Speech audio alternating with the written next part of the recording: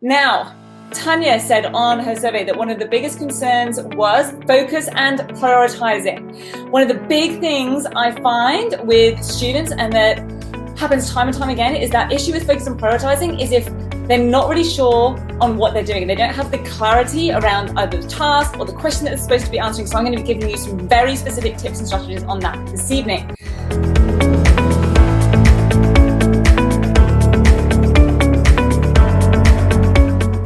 Nikki, good study habits. I love this one.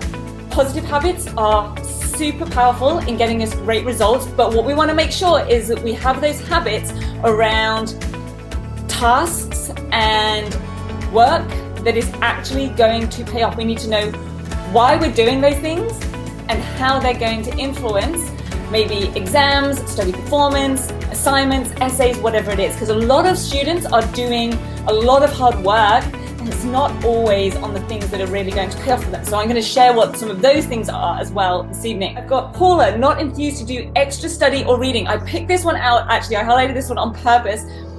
Doing extra reading or just like extra study is not something I advise students to do, because we need to know what the purpose of doing that is and how it's going to serve them. I remember as a student doing hours of extra reading in the library because I was told to do wider reading around the subject.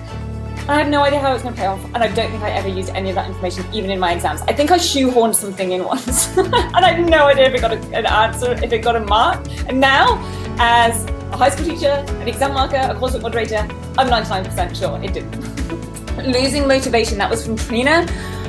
I have a very big theory on motivation. I'm going to share it with you at some point this evening as it comes up. If I forget, please bring me back to it in the Q&A at the end, because I think it's super important and there are some very specific reasons behind motivation. And I think that like trying to get a quick fix for motivation just on the surface level doesn't really work. It relies on willpower, and we all know that willpower does not last forever. We want to get a fix that is deeper down, and I'm going to cover off on that for sure.